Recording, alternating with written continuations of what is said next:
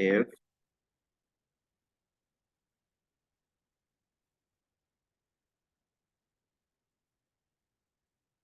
if m1 by m2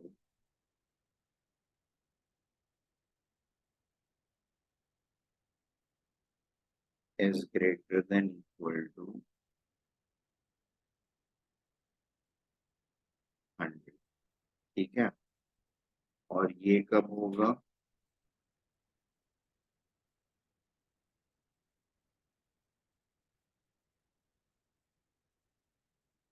if m1 by m2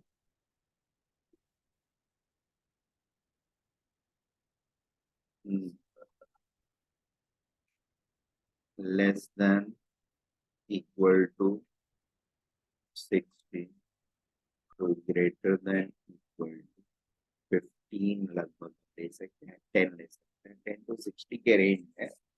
This thing is something which is more applicable and greater than 100, 100 100 greater than 100 अगर रहेगा ratio तो this one will be a suitable approximation। क्या हुआ? हाँ, मैंने ये बोला कि अगर M1 M2 से 10 से 60 टाइम्स 10 to 60 टाइम्स बड़ा है,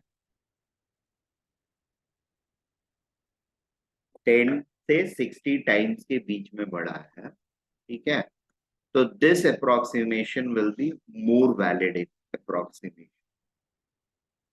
इज दैट ओके? एंड अगर M1 इज आई मीन 80 90 और 100 times heavier then M2 then ये वाला approximation is a much better approximation, ठीक है, या फर्दर सिंप्लीफाइड बोल सकते, it's a further simplified approximation. Is that okay? मतलब वैसे भी मान लो ये दो, इसकी वैल्यू लो, इसकी चार वैल्यू या तीन वैल्यू कुछ भी लो, ये वाला वैल्यू मान लो हो जाता है 1/100। ऑब्वियसली M1/M2 अगर 100 है तो फिर M2/M1 1/100 हो जाएगा। 2 into 2 will become 4, 4/100 will be 0.4, ठीक है। ये वाला डिपेंडिंग अपॉन की वैल्यू कितनी है, ज्यादा वैल्यू है तो this number will become redundant, ठीक है। 0.4 में से 5 को सब्ट्रैक्ट किया, 0.04, सॉरी, माय मिस्टेक। हाँ वही, मैं मुझे भी लग रहा था कि क्या इतना ज्यादा डिफरेंस हो रहा है, इसको कैसे बोला, और ठीक, thanks thanks for correcting. So 0.04 minus 4, that's 3.96, almost close to zero with negative value, ठीक है ना? ये बात समझ में आया? क्लियर है? ठीक। बाकी तो चीजें ठीक है, बाकी कोई इशू नहीं, बाकी सारी चीजें एज इट इज है। और आज हम लोगों को दो इंपॉर्टेंट चीजें पढ़नी है। पहला चीज पढ़ना है ऑब्लिक कॉलिजन, ठीक है। Oblique collision is elastic collision in two dimension बोल सकते हैं उसको। और दूसरा चीज हमको पढ़ना है सेंटर ऑफ मास, आज चालू करूंगा और फिर उसके एंड में मैं रॉकेट प्रोपल्सन का मैकेनिज्म डिस्कस, ठीक है। So oblique collision, elastic oblique elastic oblique collision. पिछला वाला जो डेरिवेशन था वो किस चीज के लिए था? Elastic head on collision, right. Elastic head on collision, ये वाला किस चीज के लिए था? इलास्टिक हेड ऑन कॉलिजन, लिखा नहीं है कहीं ना,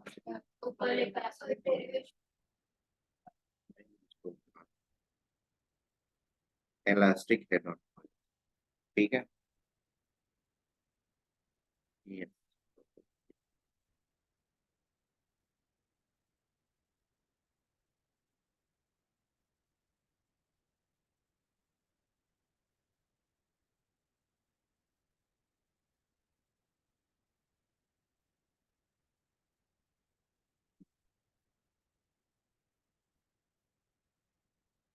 Now we are going to discuss about elastic oblique collision.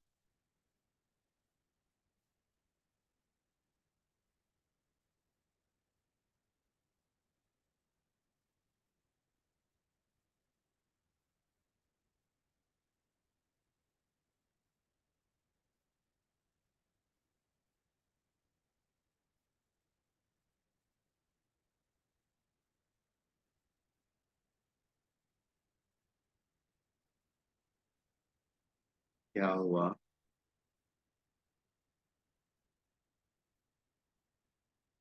Any problem? क्या है ये? बायोलॉजी? हाँ, दिस इज गुड। हाँ हाँ, बिल्कुल बिल्कुल ऐसे ही करना चाहिए, ऐसे ही किया, मैं भी ऐसे ही करता था। एक्चुअली जो नहीं याद हो रहा है आपको, उसको ऐसे पेपर पर डाल के रख देना होता है, सो दैट आप सिर्फ इस पेपर को पलटेंगे तो आपका सप्लीमेंट्री नॉलेज फिर से फ्रेश हो जाएगा। ठीक है? That is what you have to do for physics, chemistry also, and in fact maths also, अगर आप पढ़ाई करते हैं तो। अगर आप पढ़ाई ही नहीं करते हैं तो सारी चीजें नहीं पता होंगी, तो पूरी चीजें पढ़नी पड़ेंगी। ठीक है? और अगर हम पढ़ाई करते हैं, कुछ कुछ चीजें छूट जाती हैं, तो उनको ऐसे पेपर पर नोट कर देना चाहिए, और उसको एक दो बार रिवाइज कर लेंगे तो वो चीजें भी सेटल हो जाती है दिमाग में।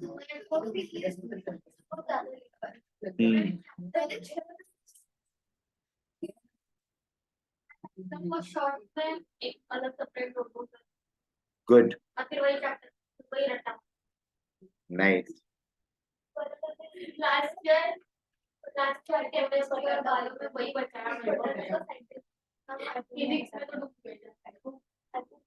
डूब गई मतलब?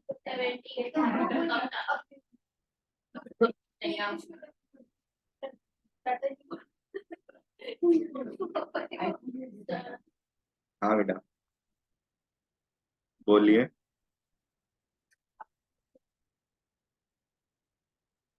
नहीं, आज के लिए नहीं बोला था। आज के लिए क्या क्या? अरे तो पिछले वाले लेक्चर में कराया था ना, फिर से कराऊंगा मैं। फ्राइडे को कराया था ना, कल तुम क्यों नहीं आई? मेरे से पूछती है कि सर आओगे आप? अब 12 से 4 मैंने बोला, मैं बैठा भी हुआ था यहाँ पे। मैंने मैसेज किया था तुझे 12 से 4, तुम कुछ भी। अच्छा, आने का तुझे, सो व्हाट? वेट, दो बॉल्स हैं, साइड से कोलाइड किए।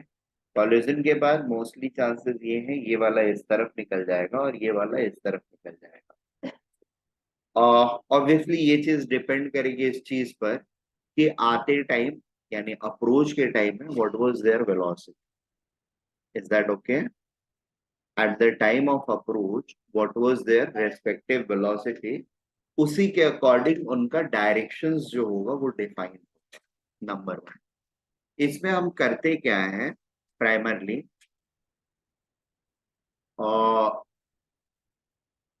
कॉलिजन के बाद, so we simply put a frame over here, xy direction के,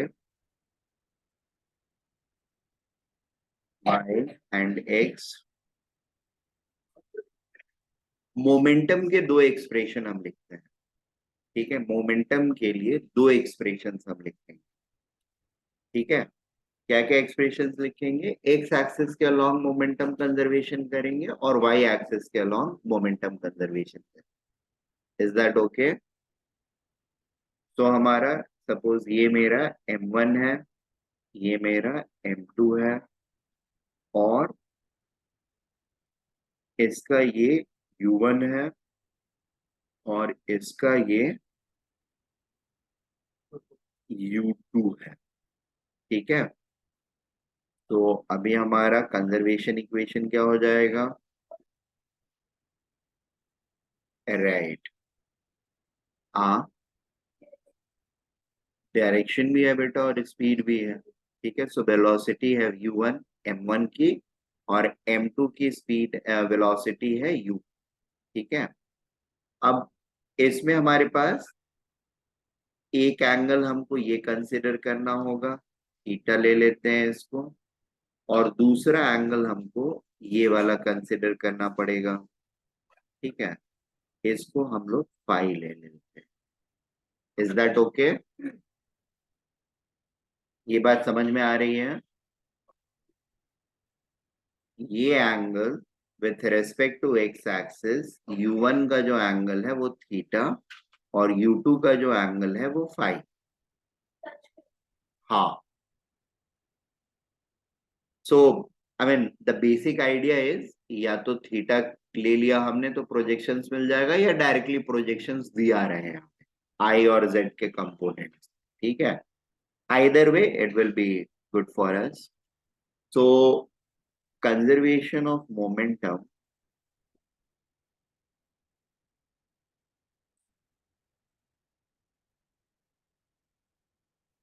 मोमेंटम इन एक्स डायरेक्शन। सो इनिशियल क्या रहेगा?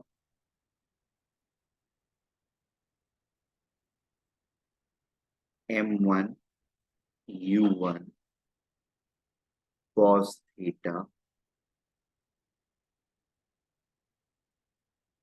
Minus m2 u2 cos phi, ठीक है, is equal to,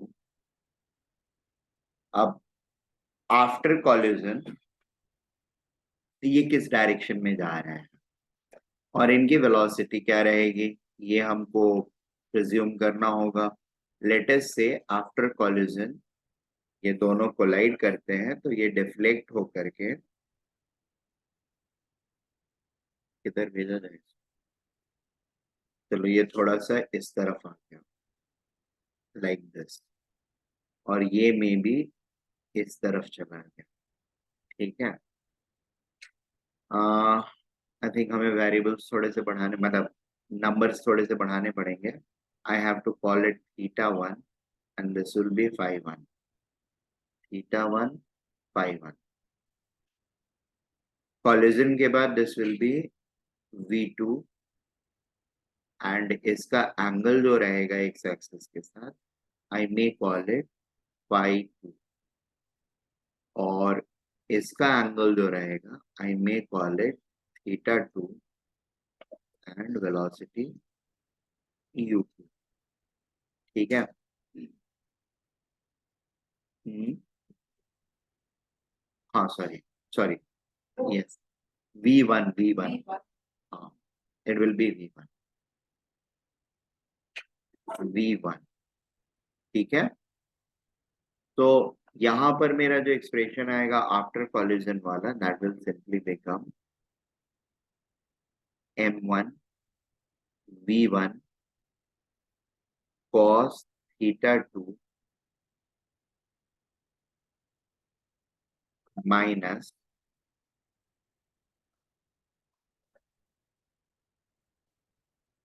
yes, whole angle is theta and whole angle is phi।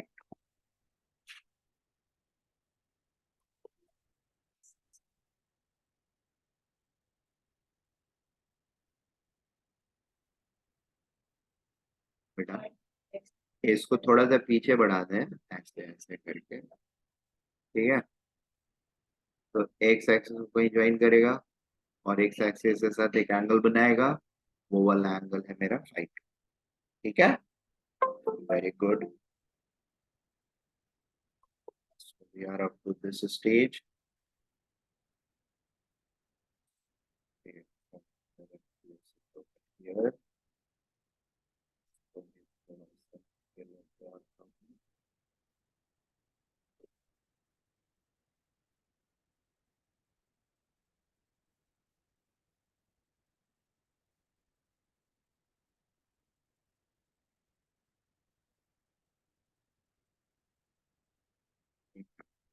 So, and this can be written as m2 v2 cos phi 2। ठीक है, equation number 1 हो जाएगा। Equation number 2 जो होगा, conservation of momentum, conservation of momentum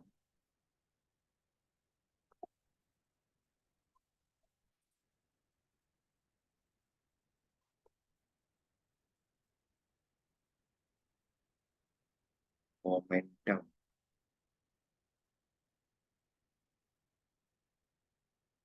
along y direction, y direction के along जो मेरा momentum रहेगा, that will be m1 u1 sin theta 1 minus m2 u2 sin theta 2 is equal to m1 v1 sin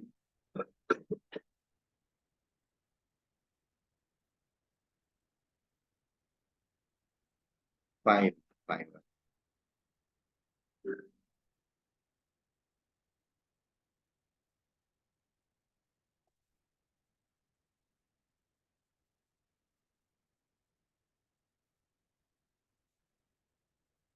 sin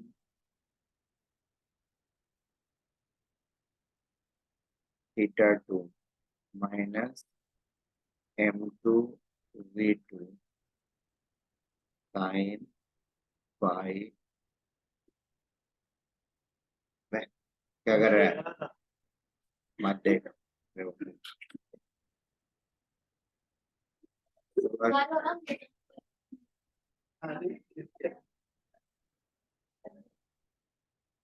eco होने लगे। So that is going to be our equation 2, and there will be the third equation concerning the kinetic energy, conservation of energy। ठीक है, क्या हुआ? तो conservation of energy equation जो होगा, conservation of energy, ठीक है, इसमें हमारा आ जाएगा हाफ m1 u ओए half m2 u2 square is equal to half m1 v1 square plus half m2 v2 square.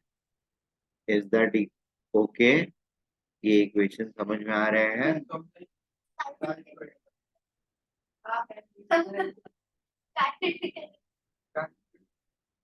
क्या? कोई बात, 2 हफ्ते के बाद आने पे ऐसे ही होता है, थोड़ा धीरज रख, समझ में आने लगे। हाँ बेटा बोल।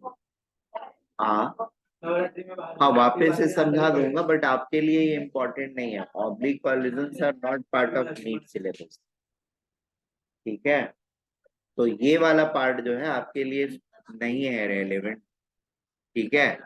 आपके लिए रेलेवेंट फर्स्ट वाला पार्ट जो है ना, लीनियर हेड ऑन कॉलिजन, ये वाला पार्ट है, इसको मैं एक्सप्लेन कर दूं, ठीक है? और अब इसके बाद जो पढ़ाने वाला हूँ वो इम्पोर्टेंट है, सेंटर ऑफ मास कॉन्सेप्ट, ठीक है? हाँ बेटा, तो ये चीजें समझ में आ गई।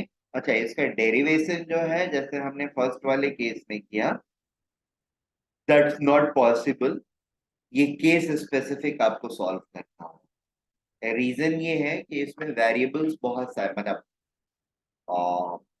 क्या बोलूं, नोटेशंस बहुत सारे हैं। इनमें से मैक्सिमम 3 नोटेशंस अगर अननोन होंगे, टोटल कितने हैं?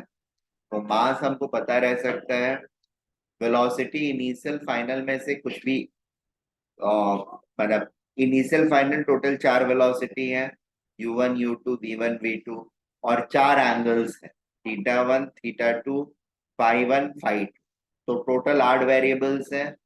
8 और मासेस को इंक्लूड कर लेते हैं तो टोटल 10 वेरिएबल्स, ठीक है? 10 में से मैक्सिमम 3 वेरिएबल्स जो है वो अननोन हो सकते हैं, 7 वेरिएबल्स के बारे में हमको कम से कम आइडिया रहना चाहिए, तो सिचुएशन को हम यूनिकली सॉल्व कर लेंगे। 7 में से मान लो 6 पता है और 4 नहीं पता है, तो यूनिकली तो नहीं सॉल्व कर पाएंगे, बट किसी एक वेरिएबल के टर्म में बाकी वेरिएबल, बाकी 4 अननोन्स को हम एक्सप्रेस कर सकते हैं। That is a general idea of solving equation. जैसे 3 वेरिएबल का इक्वेशन है कोई, और आपके पास सिर्फ 2 ही इक्वेशन है, तो you can not uniquely solve it. However, you can solve those equation in terms of one of the variables। 3 में से किसी एक वेरिएबल को, वेरिएबल और बाकी 2 वेरिएबल को इस वेरिएबल के टर्म्स में लिख के आप एक्सप्रेस कर सकते हैं। ठीक है, जैसे 2 इक्वेशन का वेरिएबल, 2 वेरिएबल्स है मेरे पास और एक ही इक्वेशन है, तो इसको मैं यूनिकली कभी नहीं सॉल्व कर सकता हूँ, right? It is always going to have infinite number of solution. However, I can express one of the variable in terms of the other. Is that okay? Same will be with 3 variables। 3 variable है और 2 ही equation है, तो I cannot solve it in uniquely, but yes, what I can do is I can express rest 2 variables in term of the third variable। 4 variables है, 3 ही equation है, तो I cannot solve it uniquely। However, I can express one of the variables, remaining variable in terms of one of the variable। ठीक है, 4 में से 3 को किसी एक के टर्म में हम एक्सप्रेस कर सकते, तो that is what we can do.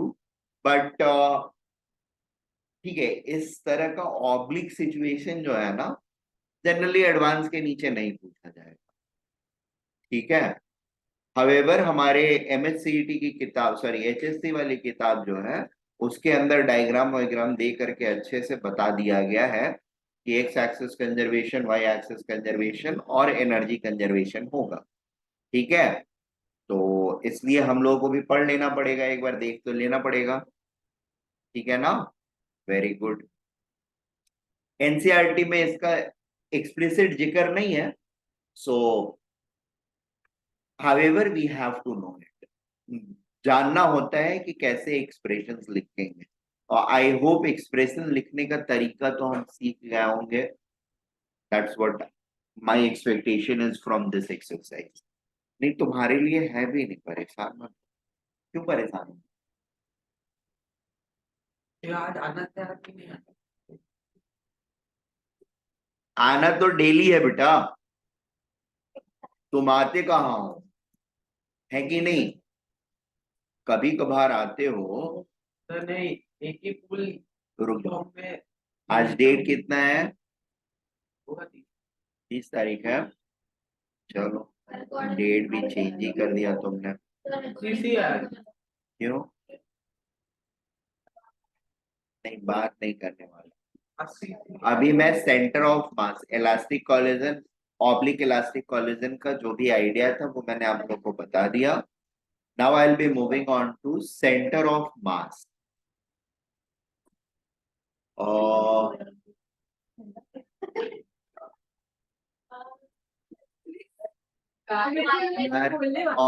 एक सेकेंड रुक जाओ, ओए रुको, सुनो।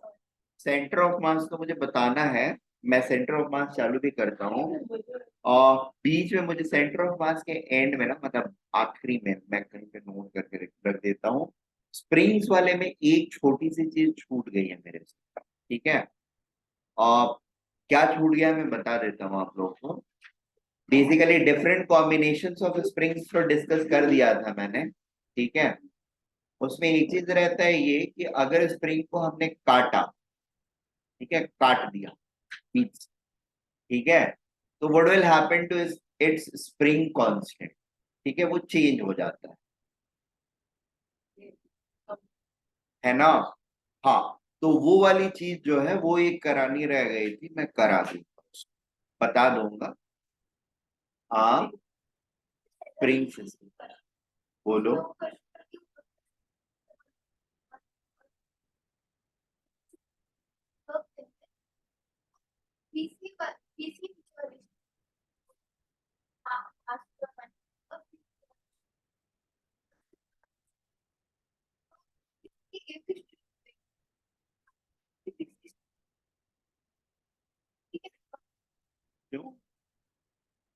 अरे उनका कितना ब्रेकिंग स्ट्रेंथ है वो भी तो देखना होगा तुझे ना। हाँ एररलेस तो है मेरे पास।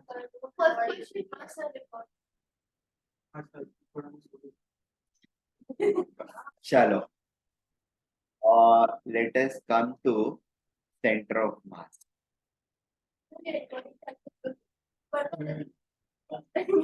अभी मारा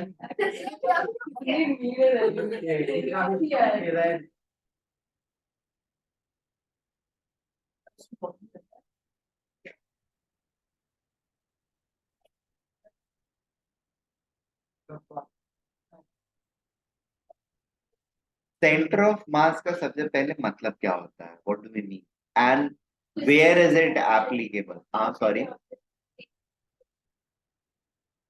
किसी भी ऑब्जेक्ट के हाँ ठीक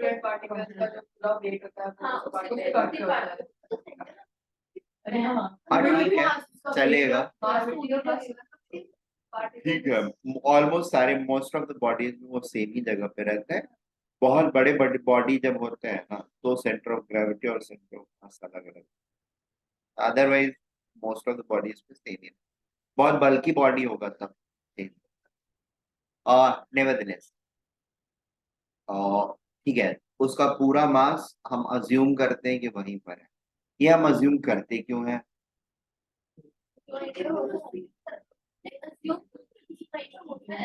अच्छा वहीं पे होता है क्या, बताइए।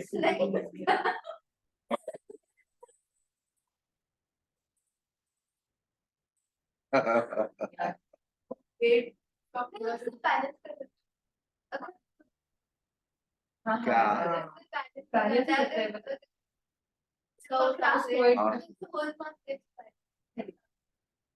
ठीक है ठीक है, सबसे वल्नरेबल पॉइंट भी होता है वो।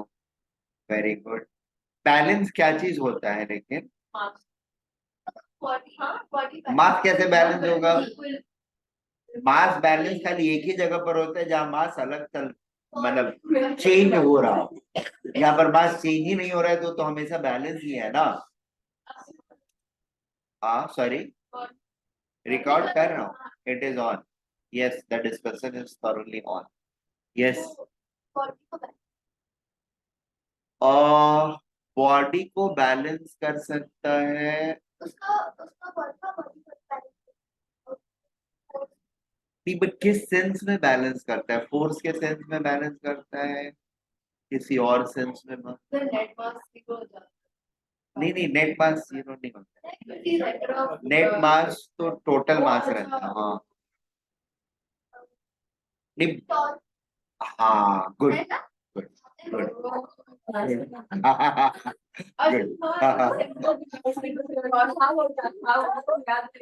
Good good good. हाँ ये छोटी चीजें हैं जिनको हमको ध्यान में रखना रहता होता है। तो और इसकी जरूरत क्यों पड़ी हम, why do we want this at all? इससे क्या हमको मिल जाता है? हाँ सेंटर ऑफ मास ढूंढ के हम करेंगे क्या, what benefit are we going to get? क्यों ढूंढते होंगे?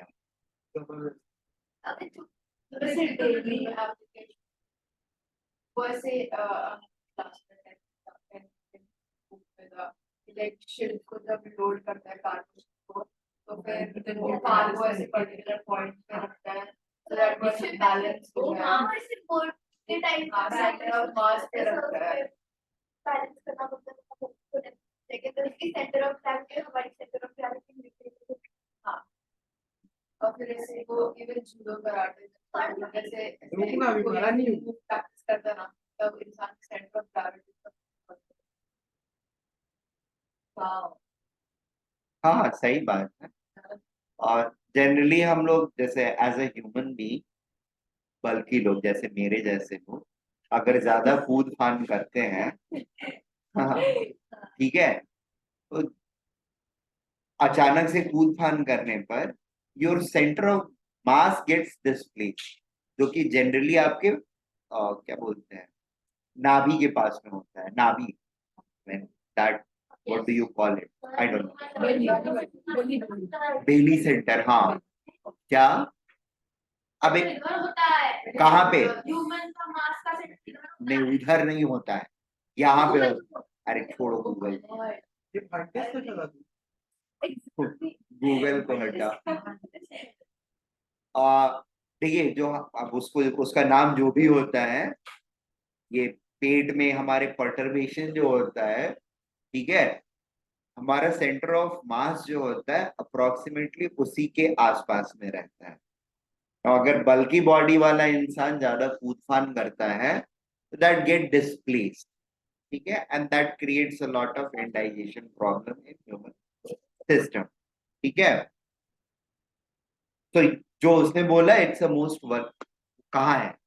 दोनों है रहने दे उसको, रहने दे, सब कुछ गूगल पे नहीं मिलेगा बेटा, गूगल का लिमिटेशन है, जो आप डालेंगे वही मिलेगा उसको।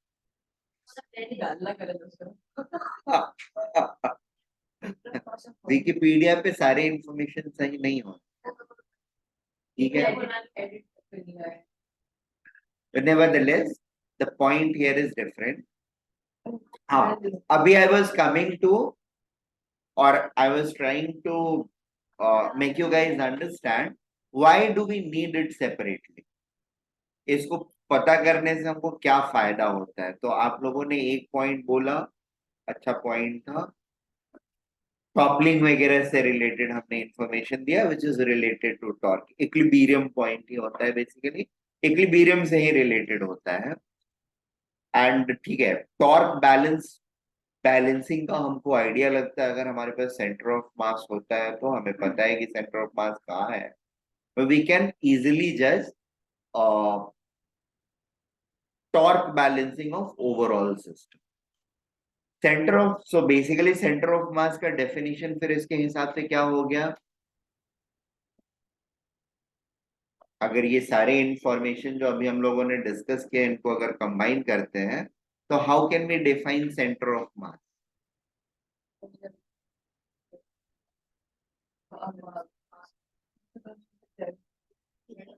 Algebraic sum of mass of all the particles खाली करेंगे,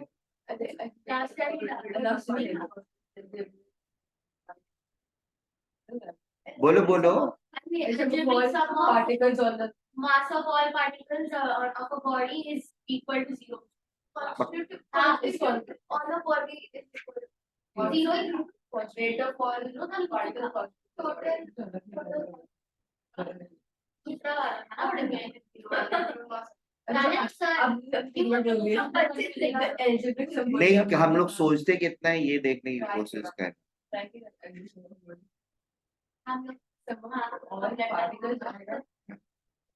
चलो देखो, अभी तक के इस चीज को पढ़ने के पहले तक जो भी चीजें हमने पढ़ी है ना, एक कॉलिजन पढ़ा, वैसे तो बॉल को मैंने कोलाइड करा दिया, बट एक्चुअली में वो बॉल जो है that is very small ball, ठीक है, पार्टिकल बॉल है, जो भी उसका मास हो, या यहाँ के आने मतलब सेंटर ऑफ मास पढ़ने के पहले तक जो भी हमने कॉन्सेप्ट पढ़ा है, ठीक है, they are all thoroughly applicable on point मास।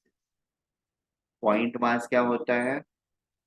ऐसा मास जिसका वॉल्यूम एक्सपेंशन बहुत मिनिमल, ठीक है, सारा बॉडी मास एक जगह पे, एक पॉइंट पे कंसंट्रेटेड, लाइक ब्लैक होल, ठीक है। हाँ, वॉल्यूम एक्सपेंशन इज मिनिमम, ठीक है, वॉल्यूम एक्सपेंशन या वॉल्यूम एक्सटेंट, जो volume is going to be minimum, point masses. So सारे डेरिवेशन अभी तक के जो हमारे थे they are applicable on point mass, ठीक है। यहां से हम लोग we come to realise the existence of rigid bodies, ठीक है। रियल बॉडीज हमेशा रिजिड बॉडी होती है। रिजिड बॉडी का मतलब क्या होता है? हाँ, अच्छा ये बताओ, मैं जो हूँ रिजिड बॉडी हूँ कि नहीं? मेरा शेप चेंज हो सकता है कि नहीं हो सकता है? तो फिर मैं रिजिड कैसे, तो एकदम फिर मैं रिजिड बॉडी कैसे हूँ? क्या बोल रही है? नहीं, मैं रिजिड बॉडी ही हूँ। हाँ,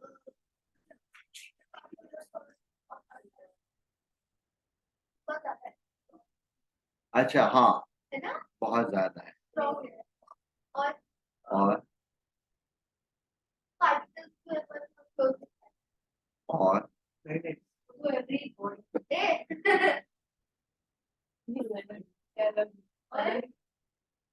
और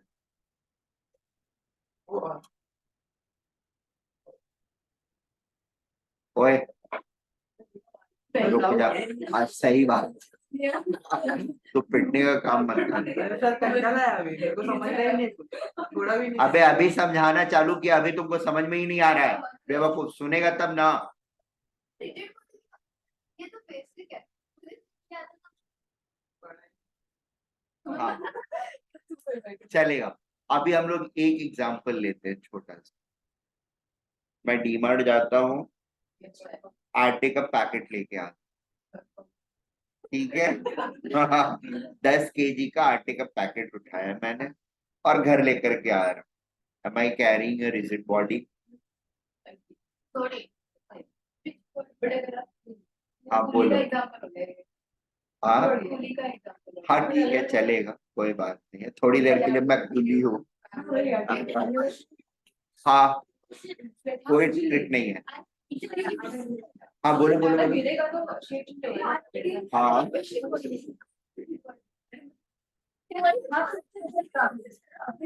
बड़ी है लेकिन अगर शेप कौन को लाना है क्या?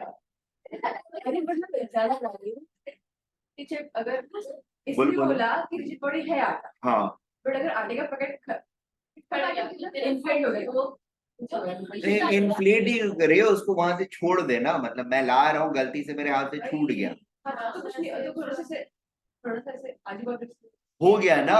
हाँ, तो फिर शेप चेंज हो गया ना, तो रिजिड बॉडी नहीं है ना। तो ये भी है नहीं है, नहीं, मेरे हिसाब से नहीं, फिजिक्स के हिसाब से क्या होता है वो पढ़ना है। हाँ, बता रहा हूँ, वही समझाने की तो कोशिश कर रहा हूँ एग्जाम्पल्स के थ्रू। हाँ, हाँ, अब शेप चेंज जो वर्ड है ना, ये मैक्रोस्कोपिक वर्ड है, ठीक है। हाँ, there is a microscopic definition to it, ठीक है।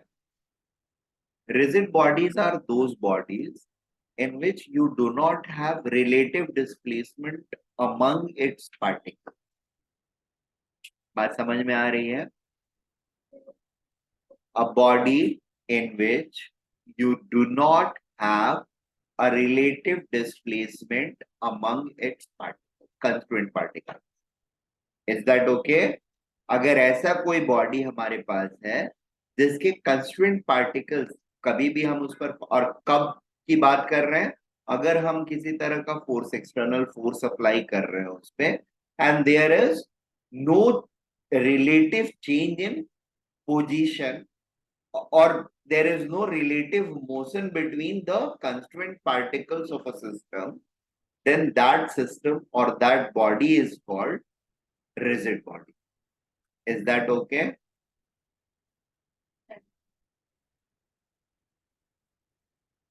नहीं, वो तो डिस्कस करेंगे अभी हम लोग। फोर्स लगाएंगे तो चेंज कैसे नहीं होगा, सेंटर ऑफ मास तो चेंज होएगा। स्टेशनरी है, एक्शन रिएक्शन पेयर में सेंटर ऑफ मास की पोजीशन चेंज नहीं है, और उसी के लिए सारी चीजें पढ़, आई मीन ये चीज उसी के लिए पढ़, ठीक है। नेवरदलेस, तो रिजिड बॉडी का क्या डेफिनेशन हुआ हमारा? A body in which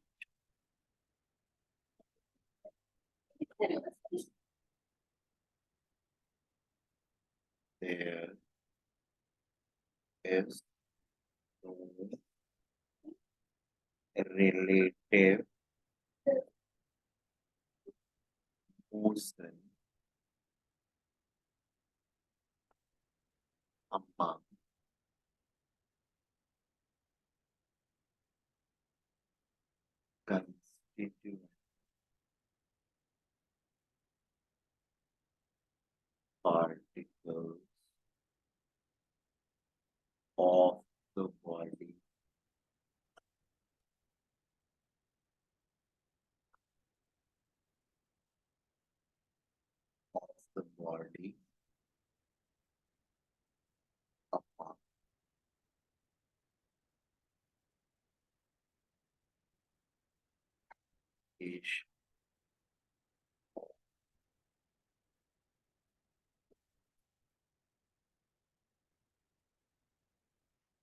sorry among नहीं, यहाँ पे अपॉन एक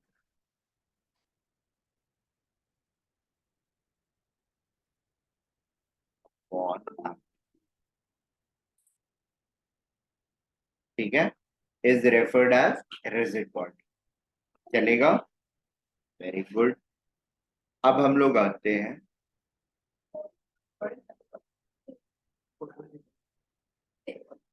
क्या कर रहा है, क्यों निकाल रहा है, पीडीएफ में भेजूंगा। तो अभी खोलने के लिए करता था। जैसे कि तो नहीं खोलेगी, ऐसे नहीं करना। तो उसको पढ़ना लिखना नहीं, पता है, नहीं पता है। बुआ को दिखाना पड़ता है ना, क्लास गया था आज। इसकी बुआ इसको जबरदस्ती पढ़ाओ, इसको बोली थी ना ऐसा नहीं पढ़ना नहीं है, पढ़ाओ।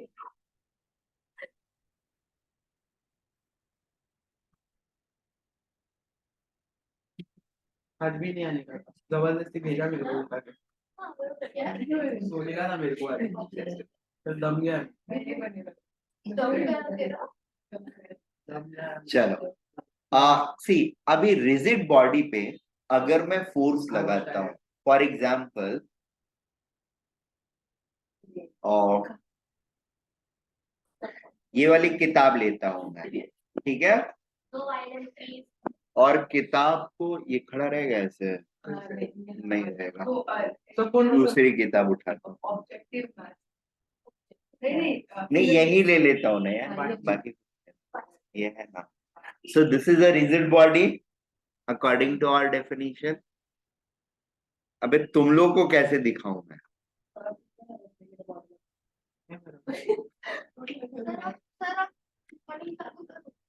हाँ रिकॉर्डिंग चल रही है। देखो ये ऑब्जेक्ट है, दिख रहा है सबको, यस सर। Very good. चलो ये ऑब्जेक्ट पर मैं फोर्स लगाता हूँ ठीक है, तो आप लोग को यहाँ पे दिख रहा है, दिख रहा है, मस्त दिख रहा है। तो जब मैं फोर्स लगाऊंगा इस पे, I can apply force anywhere. यहाँ पे मेरा मूड हुआ यहाँ पे लगाऊंगा, यहाँ पे मूड हुआ यहाँ पे लगाऊंगा, यहाँ पे मूड हुआ यहाँ पे लगाऊंगा, ठीक है, ऐसे टेंजेंशियल फोर्स ऐसे लगा सकता हूँ, ऐसे लगा सकता हूँ, बात समझ में आ रही है। और देखो इक्वल अमाउंट ऑफ फोर्स लगाऊंगा, बट इसमें इफेक्ट जो हमको दिखेगा depending upon line of action of force या point of application of force, that is being shown differently by the body.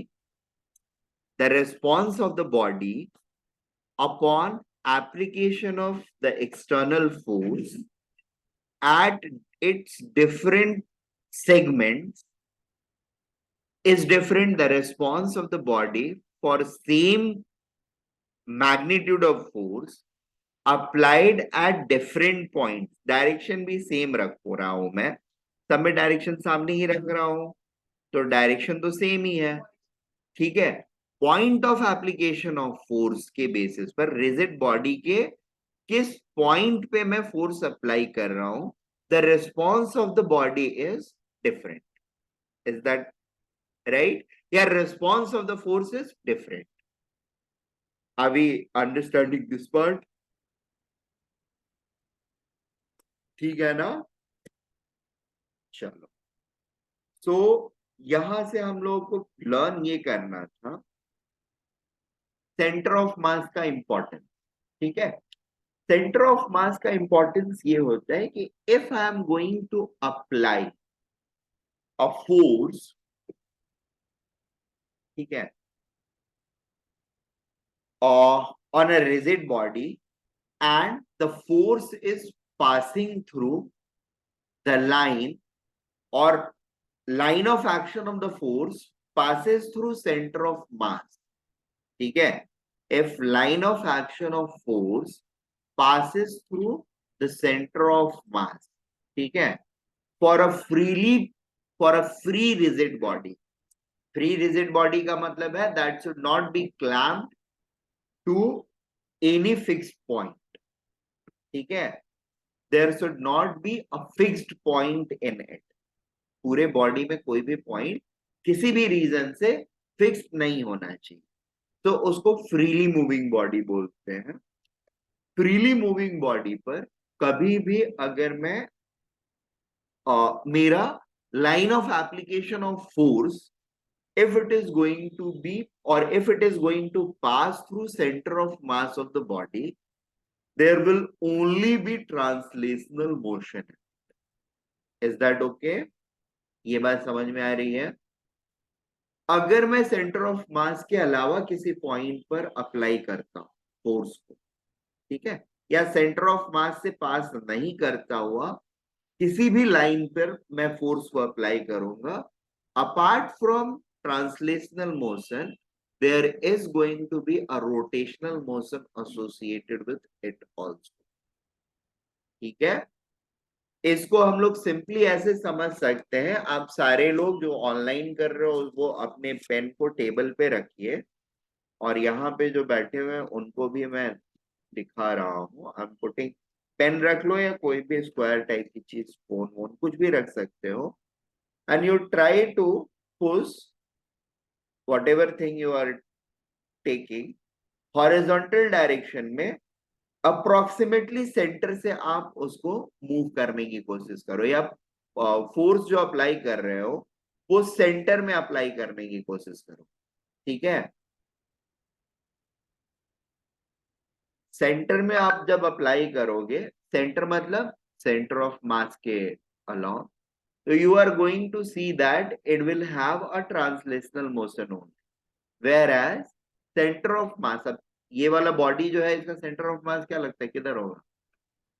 ये पीछे जाड़े की तरफ होगा, या एक्चुअली इधर वेट हमने ज्यादा किया है, बैटरी डाल रखी है, ठीक है, बैटरी को हटा देंगे तो ये थोड़ा सा आगे की तरफ शिफ्ट हो जाएगा। If you want to check it I can show it to you.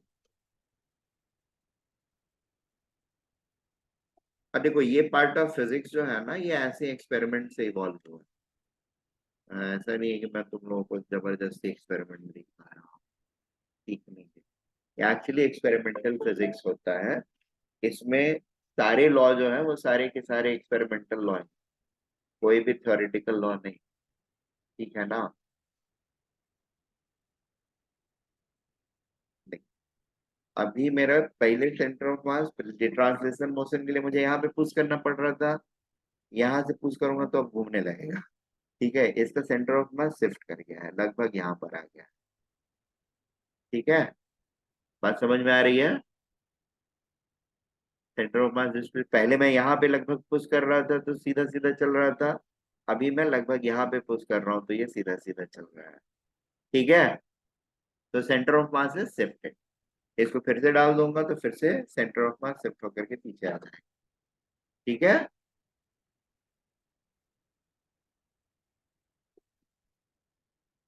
देखो अब यार ये तुम लोगों को कैसे दिखाऊं मैं, मेरे साथ कुछ फिजिकल प्रॉब्लम, ठीक है, रुको, ये देखो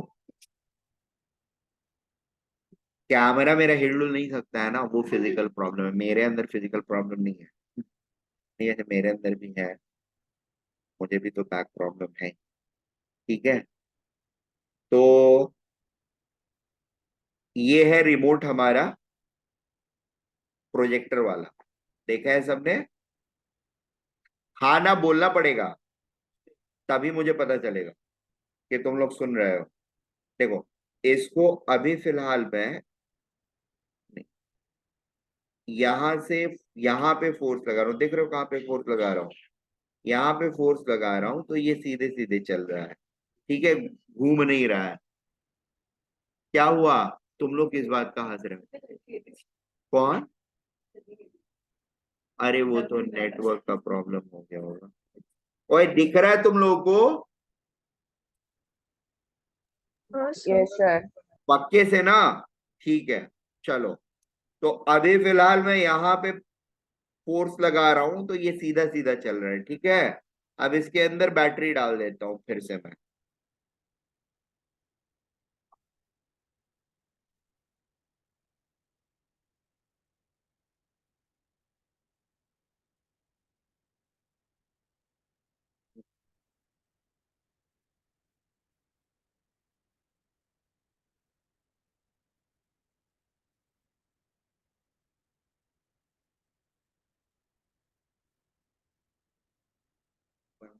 हाँ देखो, अभी अब इसको रख रहा हूं यहाँ पे।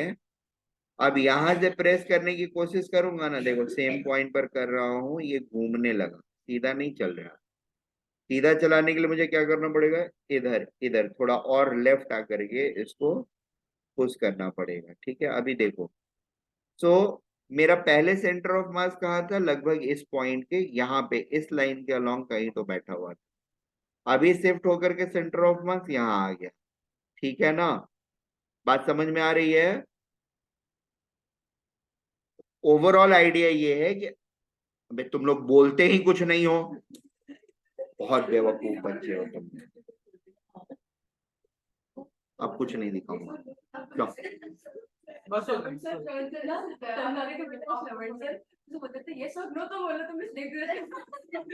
हाँ सही बात है। चलो, तो the idea is centre of mass के अलोंग अगर मैं फोर्स अप्लाई करता हूं, there will be only translational motion. उस पॉइंट से हटके अगर मेरा लाइन ऑफ एक्शन होता है, line of force, application of force रहता है, apart from translational there will be a rotational motion also which will be accompanied in our body, ठीक है। अब रोटेशनल मोशन वाली जो चीजें है ना, वो इस चैप्टर के बाद में हमारे आएंगे, ठीक है। उनको अभी तो नहीं लूंगा मैं, अभी सिर्फ आइडिया देने के लिए बता रहा था कि सेंटर ऑफ मास की इंपॉर्टेंस क्या है हमारे लिए। और टॉपलिंग वाला जो एग्जांपल दिया था आप लोगों ने ना, that is guided by this one. But आप सिर्फ टॉपलिंग के ही फ्रेमवर्क पे हमेशा सोचते रहोगे, इसके लिए मैंने ये वाला एग्जांपल भी दिया, ठीक है। टॉपलिंग में भी एग्जैक्टली यही हो रहा है। सेंटर ऑफ ग्रेविटी अगर शिफ्ट हो जा गया अपने पोजीशन से, जो नेचुरल पोजीशन है उसकी, तो there a torque will start acting and the thing will get toppled.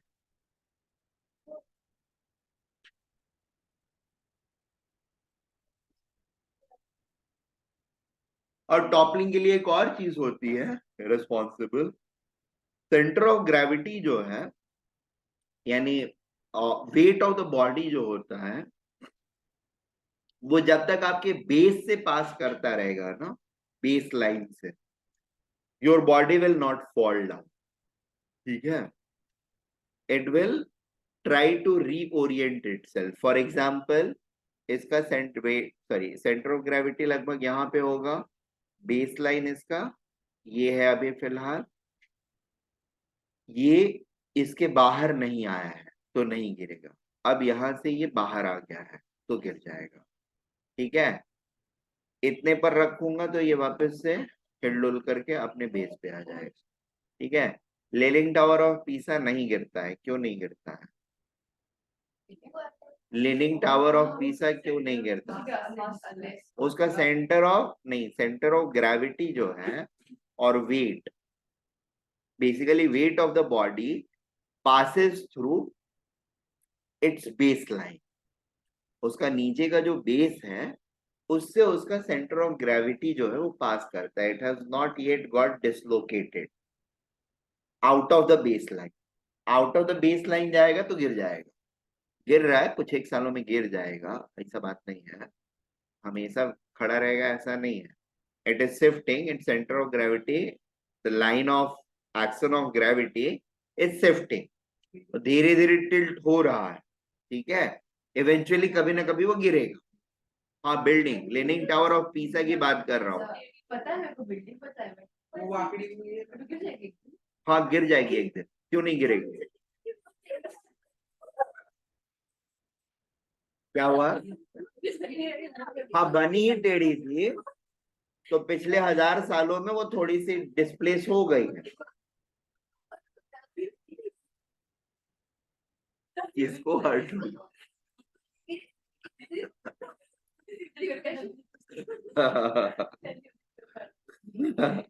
चलो, सो आई बिलीव थोड़ा सा हम लोग को सेंटर ऑफ मास का आइडिया लग गया बेटर वे में। अब मैथमेटिकल एक्सप्लेनेशन जो आप लोग बोल रहे थे वो इसका क्या होता है, that is something we are going to see right now.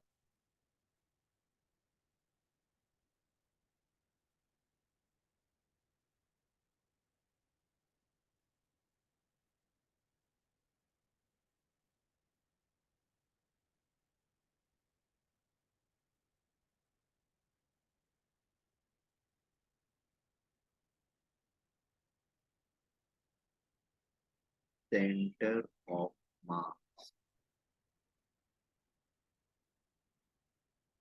of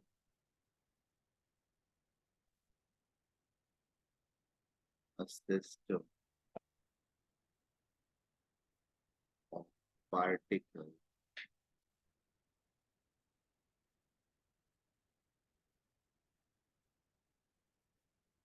Let me know.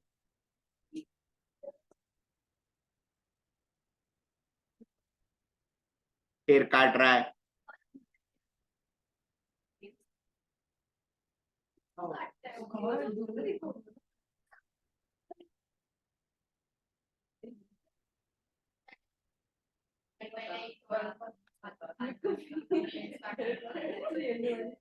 Center of mass of a system of particles is a position inside or outside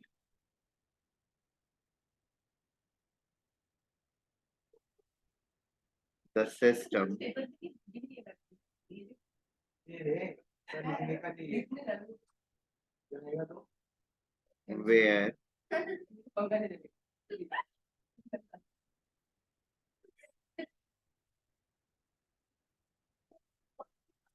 total mass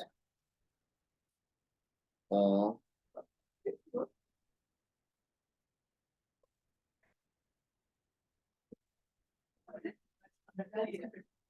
total mass of the body is assumed to be located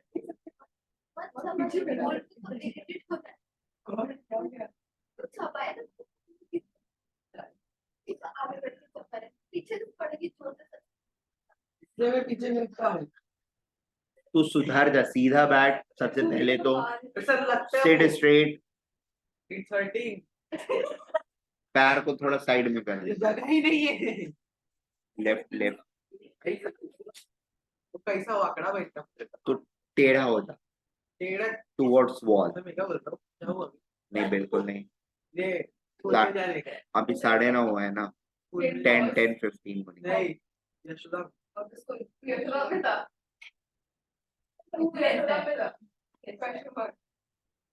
centre of mass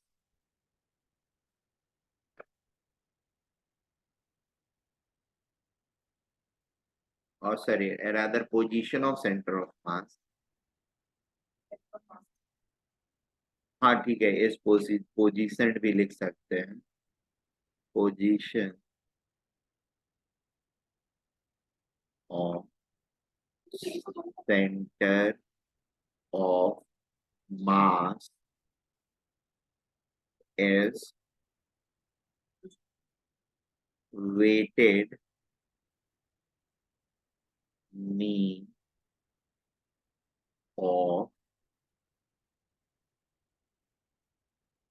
position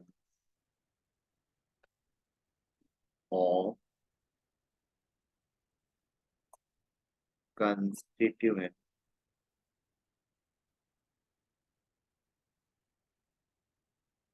particles of a system. last quadrant. ठीक है, इसका मतलब क्या हुआ? XCM, position of center of mass along x coordinate, will be equal to summation of mi xi upon summation of mi. ठीक है, similarly YCM क्या होगा? Y center of mass will be sigma mi yi upon sigma mi. Is that okay? और अगर Z है तो Z भी रहेगा। ये बात समझ में आ रही है हम लोगों को पक्के से? किसी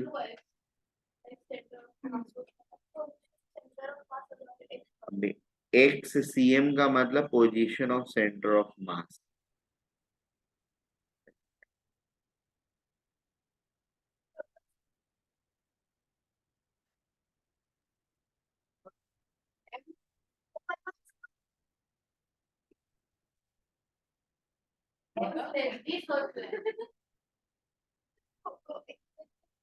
हाँ मैं कर रहा हूँ, रुक।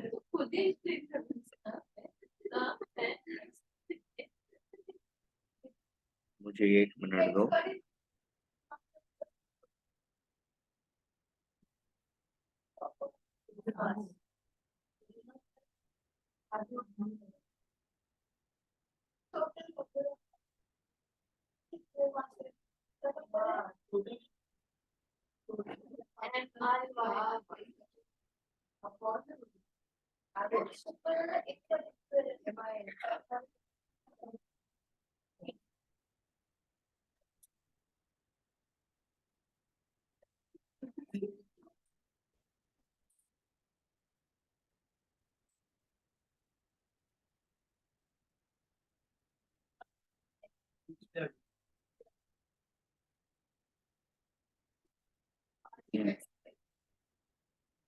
यहाँ पर XCM is x coordinate of center of mass. Is that okay? This is y coordinate. OA of COM, center of mass. This is Z coordinate of COM. ठीक है, MI क्या है? Mass of individual constituent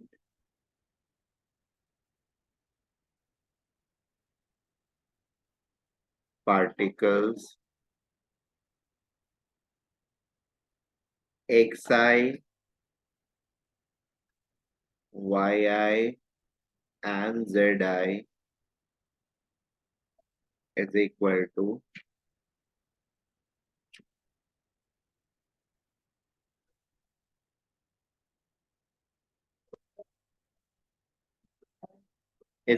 to x comma y comma z coordinate of mass mi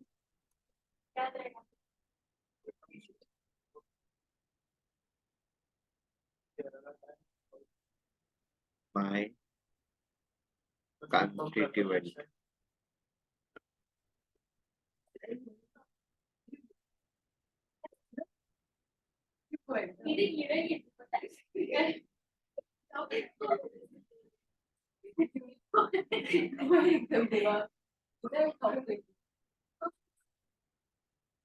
sir वो आई है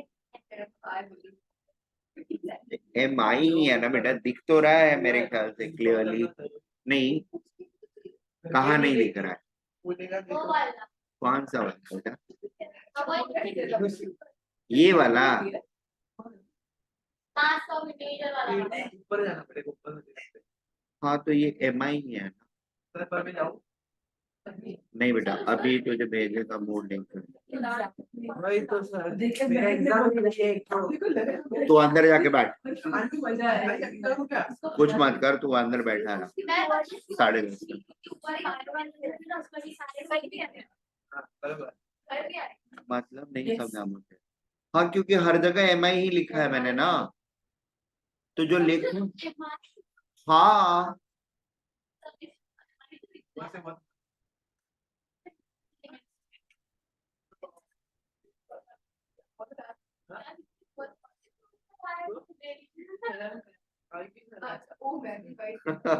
Dubai में Dubai में आती है मेरी, और कोई नहीं। अरे I J K is not I axis, Y axis, X axis, Y axis, Z axis नहीं है, ये आइथ है। Ith particle, first particle, second particle, third particle, ऐसे कर। ओए वो कुछ बोला ही मुंह बंद।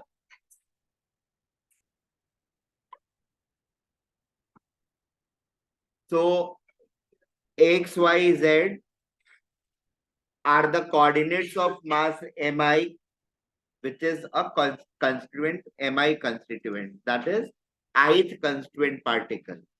ठीक है? कहाँ पे, कहाँ की बात कर रही? हाँ एंड है।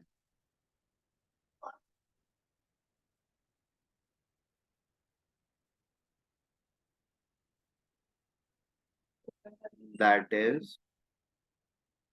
ith constituent particle। मीनिंग थोड़ा सा क्लियर नहीं हो रहा था, तो इसलिए मैंने थोड़ा और explicit.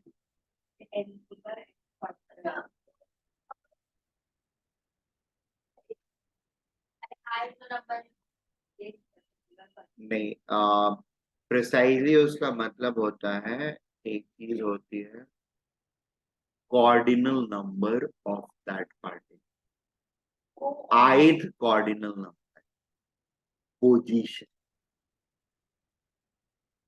Cardinal number is position, पहला, दूसरा, तीसरा, ठीक है, दैट इज ith।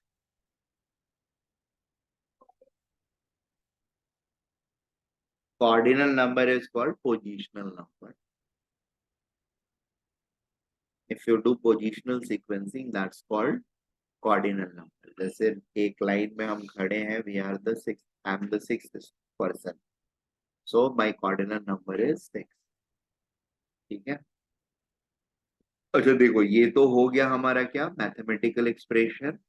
अब ऑब्वियसली मैथमेटिकल से हमारा कुछ तो होने वाला है नहीं, करके देखना पड़ेगा। और दूसरा इंपॉर्टेंट चीज इसमें होता है कि जहां पर भी हमारा अलजेब्रिक एक्सप्रेशन बन गया, वो इमीडिएटली किस चीज में कन्वर्ट हो जाता है, कैलकुलस वाला एक्सप्रेशन में, इंटीग्रल एक्सप्रेशन में। ठीक है ना? तो समेशन जहां है वहां पर इंटीग्रल डाल देंगे। ठीक है? हाँ, वो इस तरीके से लिख लेंगे हम लोग, M I will become D M. ठीक है? डी एम, डी एम,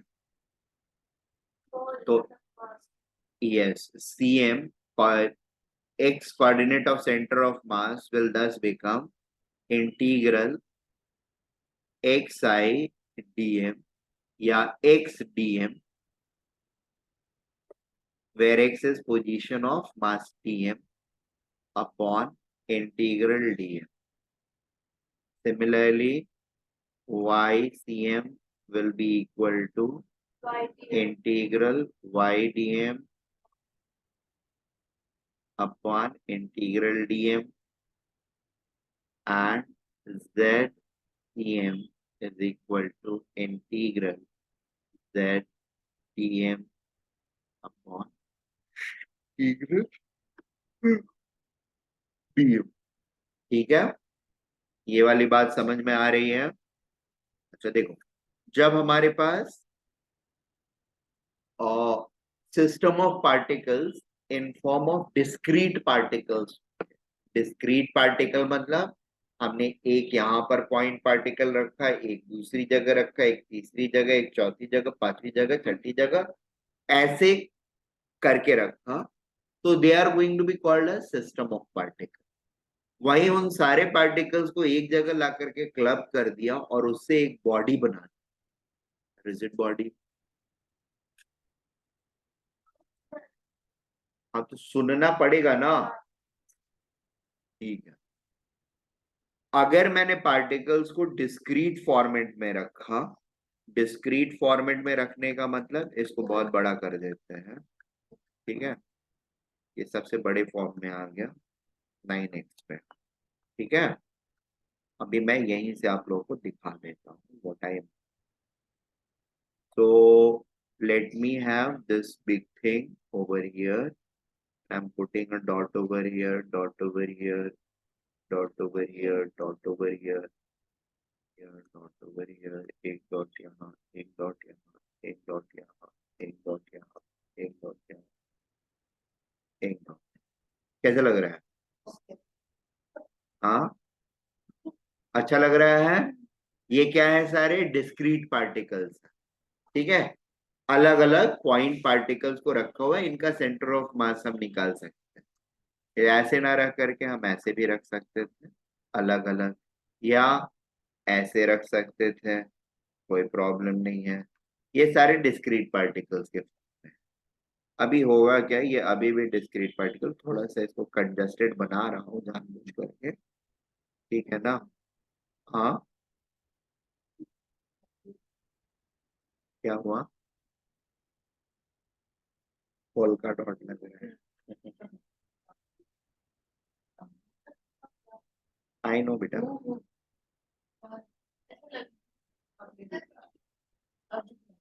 तो नहीं दिख नहीं रहा है। वैसे भी स्क्रीन किया है तो।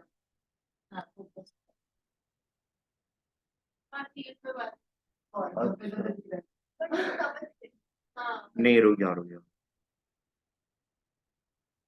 अबे थोड़ा ज्यादा ही छोटा हो। अच्छा कोई बात, इसको रब करके थोड़ा बड़ा बना। मैं एक्सपेक्ट नहीं किया था कि इतना छोटा हो जाए।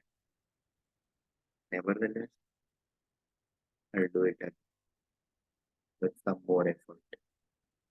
1, 2, 3, 4, 5, 6, 7, 8, 9, 10, 11, 12, 13, 14, 15, 16, 17।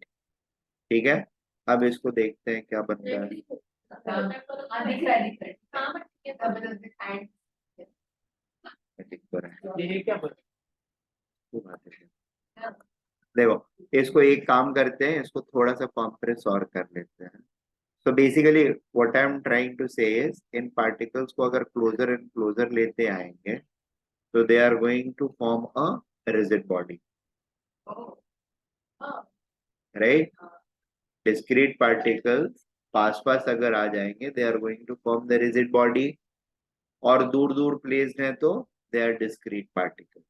ठीक है, so you may have a system constituting discrete particles or you may have a rigid body। Generally rigid body और डिस्क्रीट पार्टिकल्स होंगे। रिजिड बॉडी जब होता है that is called distribution of mass, ठीक है। डिस्क्रीट पार्टिकल जब होते हैं तो we call it system of particle. Is that okay?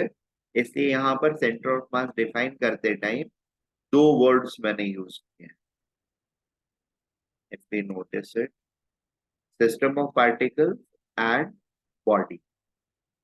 ठीक है, दोनों की ओरिजिन एक ही रहती है। पार्टिकल्स अगर दूर दूर रख रखे हैं हमने तो they are going to be called as system of particles. अगर हमने उनको फासला के रख लिया वी कॉल देम, अबे ठीक है हो रहा है, हाँ, नहीं नहीं, वो तो ठीक है, वो प्रॉब्लम नहीं है। प्रॉब्लम यहाँ कुछ और प्रॉब्लम है।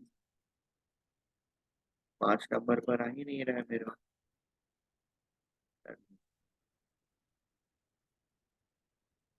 या तो छोटा हो रहा है, नहीं।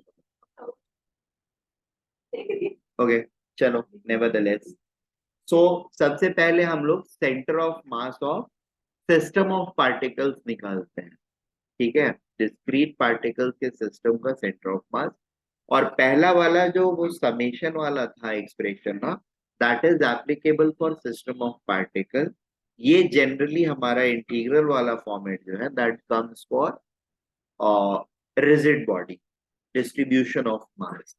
ठीक है, तो let us take an example.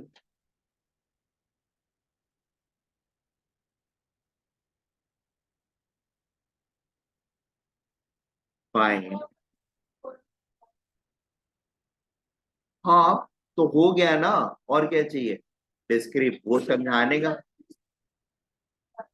अरे तो वो तो अभी बता रहा हूँ ना। तो कैसे निकालेंगे, क्या यही फॉर्मूला अप्लाई करेंगे? उसको अप्लाई कैसे करना है वो अब बताने जा रहा हूँ। तो find the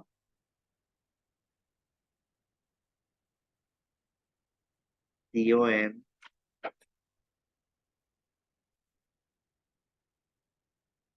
of following system.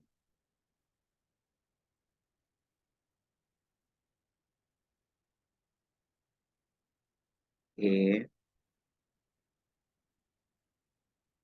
4 मास से 4 मास ले लिया मैंने।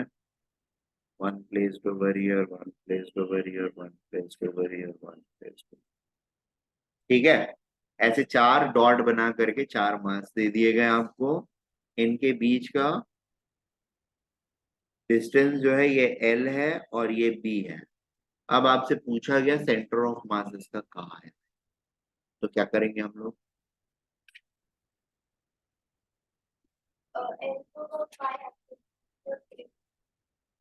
फिर इंटीग्रेट कर देंगे। इंटीग्रेट कर,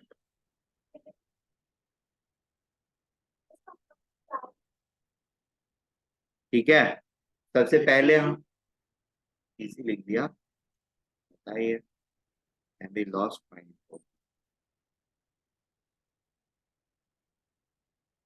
ABCD 4 पार्टिकल हो गए। हमारा सबसे पहले क्या कर रही है, बंद कर दे। सबसे पहले हम अपना रेफरेंस कोऑर्डिनेट डिफाइन करेंगे।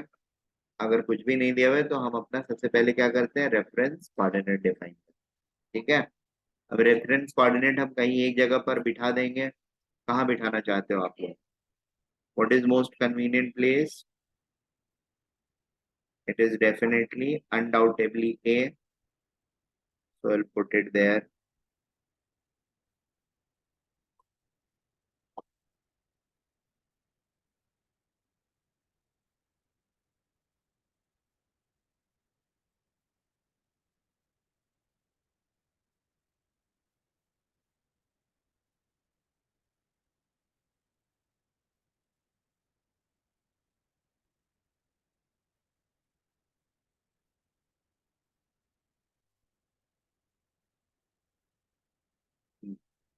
So this will become 0, 0, 0, comma 0 coordinate, 0, comma 0. What will this be?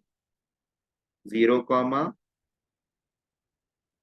sorry, B, comma 0. ये क्या होगा? B, comma L. ये 0, comma L हो जाएगा। तो इसका CMX क्या होगा? XCM क्या होगा? It will be equal to, चारों पार्टिकल्स के मास सेम दिख रहे हैं हम लोगों को, कोई प्रॉब्लम नहीं है ना? फिलहाल हम इनको सेम मास का अज्यूम करते हैं। mass of all the particles are same. Very good. पहला वाला मास का क्या होगा? m into 0 plus m into B, ठीक है, प्लस इसके लिए क्या होगा? m इंटू बी अगेन, ठीक है, और इसके लिए क्या होगा? m इंटू 0 डिवाइडेड बाई क्या करेंगे? m plus m plus m plus m, that is 2mb upon 4m, that is b by 2. Is that okay?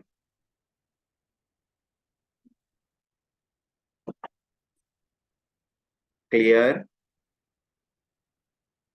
YCn क्या होगा? y कोऑर्डिनेट से सबको मल्टीप्लाई कर देते हैं, सारे मासेस को। m इंटू 0 a के लिए, ये a के लिए है, ये b के लिए है, ये c के लिए है, और ये d के लिए है। यहाँ पर भी हम उसी ऑर्डर में लिखते चले जाएंगे। पहले a का लिखते हैं, फिर बी का लिखेंगे। बी का क्या होगा? m इंटू 0 प्लस सी का लिखेंगे m into L plus m into L. This is B, this is C, and this is D, divided by m plus m plus m plus m, ठीक है। क्या हो जाएगा? l by 2m upon 4m is equal to l by 2, ठीक है। अभी इसी question को फिर से हम लोग एक बार सॉल्व कर लेते हैं। पुटिंग मास इज, हाँ बोलो बेटा।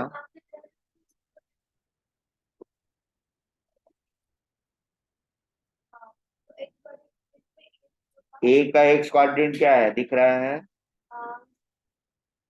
बी का एक्स कोऑर्डिनेट 0 है, सी का एक्स कोऑर्डिनेट, डी का X coordinate, very good. Y का, सॉरी, ए का Y coordinate, very good. Any problem now?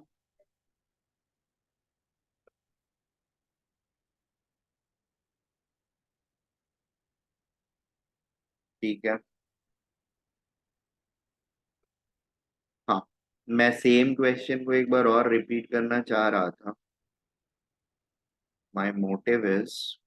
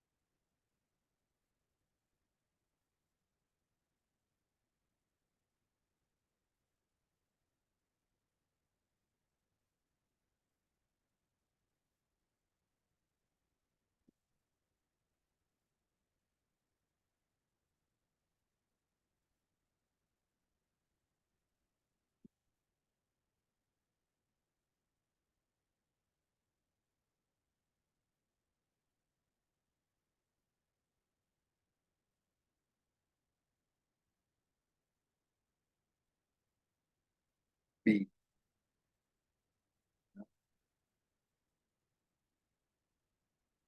इस बार मास को ना, सारे मासेस को अलग अलग कर लेते हैं।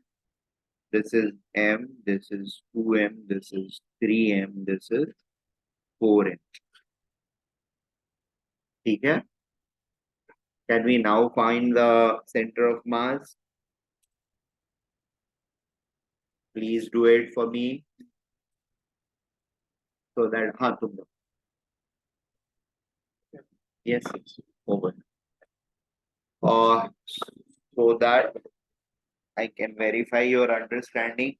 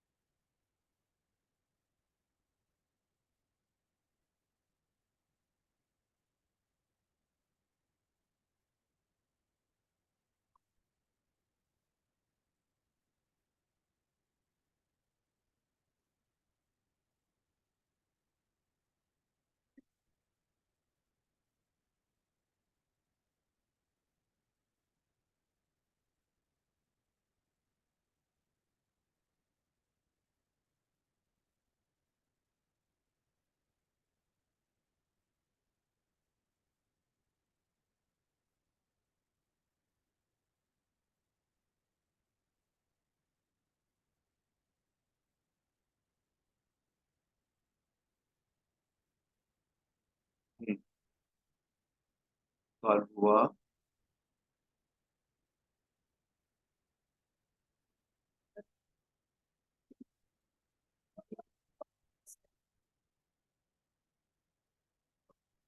So x cm is equal to 5/4 b. कितना? अच्छा 4 नहीं आएगा, ठीक है. कितना आया? Oh, sorry. ये अपन तो आया कि n plus 2 plus k plus 4 is 10. Yes. So it is going to be b/2 only. ycm क्या आएगा? 10 upon half बराबर n plus 2.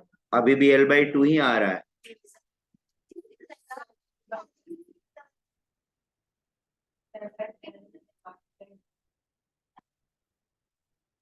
Seven l/10.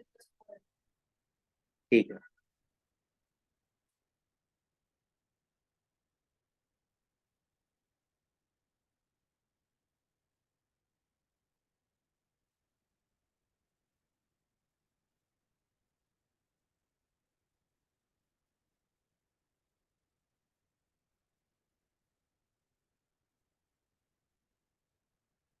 आ गया.